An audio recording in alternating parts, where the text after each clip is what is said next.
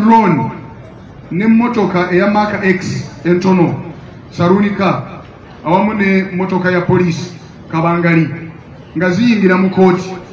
Bwe zayingidde mu kooti n'enzuuka emisinde ngezaako okuyingira okuddamu okuyingira ne bazigalira ebweru ne banga tolina woyita ng'abasirikale bamaze okutusalako bagobye bannamawulire bonna ziba kuyingira wano bamuyingiza ku ssaawa 7:40 mu budde obw'ekyemisana nga tewali mulamuzi ayinza kuba nga atudde mu kooti.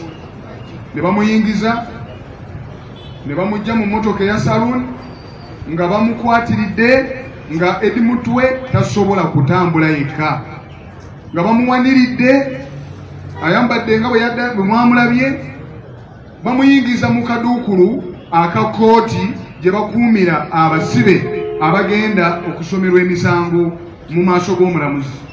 Ne bamuyingiza mu kizimbe kya High Court. Ngezaako okulwana okulaba nga nyingira kooti. Omusirikale ayitibwa Asiimwe n'angamba Kazibe tolina woolaga n'angamba naye sooka ondage ebikwogerako nenzigyayo identity card zange ne munnyonnyola n'agamba naye tebimala Kazibe ky'oba okola funa ebbaluwa mu buwandiike ng'eva wa Eddie Mutwe ng'akuwadde instructions oba ebiragiro ojja omukiikirire mu kooti. Ne ntunuulira omusajja wa poliisi Asiimwe nga simutegeera ne mugamba mwami Asiimwe mu myaka gyonna gye ndi mu mateeka gye nkoze amateeka ekyo tekyogerwa. Omuntu yenna alina eddembe lye okubeera ne munnamateeka we mu buli mbeera yonna nga tamaze muwandiikira bbaluwa. Nolwekyo nzikiriza nyingire mu geeti ya High Court ngende wali client wange. Mwami Asiimwe n'alema n'agamba ffe tulina obusobozi bwonna kati gwe gyawo emmotoka yo gipakinga eri vaawo wano toyingira. Ne mulemerako ne ngamba sebo osaaga nyina okulemera wano ne nkuba essimu e Kampala mu kibiina kyaffe ekya Uganda Law Society. Ne nkuba essimu nga njagala kwogera ne Vice President kubanga President waffe abadde alinamu ensonga.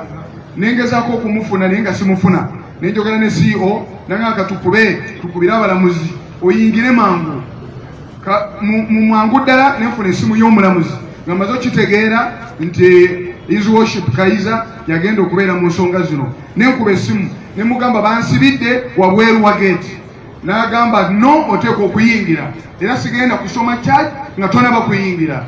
Ne tukola ekisoboka n'asindika clerk ne tuyingira ne nyingira ne nzuruka emisinde olwo nga mwami Eddie Mutwe bamuyingiziza mu kooti ng'erimu abantu nga 6 bokka ng'ebweru yonna abasirikale beetooloddeyo nga tebaagala ekigendererwa kyabwe mwami Eddie Mutwe kumusomerwa misango nga waliwo munnamateeka.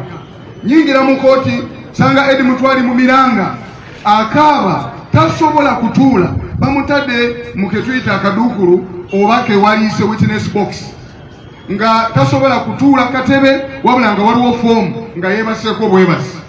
Era olwayingidde bw'ati n'akuba omulanga n'agamba kanso jangu ntaasa ne mukwatako bwenti ng'amaziga gamuyitamu n'angamba mwami Kazibwe mbonyeebonye njagala nkubuulire omulamuzi atudde Setatona atudde ne interpreter atudde nga balinza okusoma emisango baba bagenda okutandika okusoma emisango ngamba okitiibwa omulamuzi please lindako tosobola kusoma misango gino pamba eddakiika 5 I confer with my client mpulire kikyengenda okugamba. This is the first moment okumulaba okwogera naye. Omulamuzi n'anzikiriza nenjogera ne Eddie Mutwe ng'amaziga gamuyitamu. Eddie Mutwe baamukuba nnyo baamukuba n'ambuulira mu bigambo bye bino n'angamba nti mwami Kazibwe abasajja okuva le bankwata bantwala mu nnyumba ennungi erabika nga ya muntu. Tebantwala ku poliisi tebantwala mu barracks y'amagye bantwala mu nnyumba erabika obulungi naye ng'erina wansi basement ne bantwala okuva lwe nayingirawo nga ndi ku mpingo abasajja ne batandika okunkuba bakubyenze ne bava ne mukuba ne badda mu kkubiro n'endaajana nga mu nnyumba eri bateekako leediyo nereekaana nnyo nga Eddie Mutwe buli lwalaajana tewali ayinza kuwulira wadde omu omuliraano tayinza kuwulira ne bamukuba nga bamukubisa solido nga bamukubisa solido okuviira ddala mu bibatu by'ebigere. Bamukuba ebigere ebibatu ne bizimba, era Eddie Mutwebale tasobola kulinnya ng'awulira omuliro mu bigere. Tasobola kwambala siripa, tayinza kwambala kintu kyonna. Eddie Mutwe n'antegeeza abasajja bamukubanga emirundi egisukka 4 buli lunaku.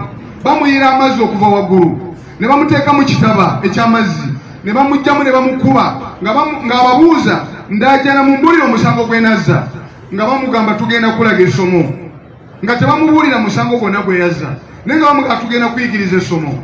N'alaajana nga bamukuba buli kitundu kye kyonna eky'omubiri gwonna.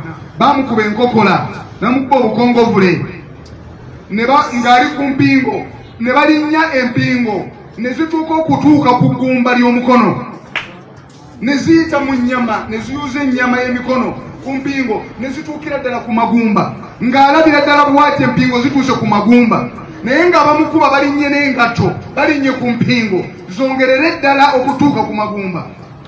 Omusajja n'alajjana, omusaayi gutiriika, talina kyakkola, bamuvulungula, be bakuba, ne bamukuba, ne bamukuba, ne bava ku ekyo ne bamunyiga. Mutegeera bulungi nnyo bwe ntegeeza okunyiga. Omusajja bamunyiga mu bitundu bye eby'ekyama, ne bamusika omusajja nga bamulangira nti tugenda kuyigiriza essomo.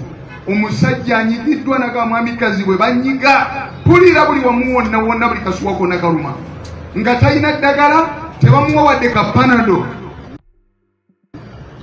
ne bamugamba nti kola press-ups, nga bamaze omukuba bamugamba kola press-ups, nga bw'agaana olw'obulumi nga bamwongera kibooko eza solido, ne bamukubisa amasannyalaze. N'alaajana ne bamugamba buuka, kola frog jumping, buuka ng'ekikere, nga tasobola.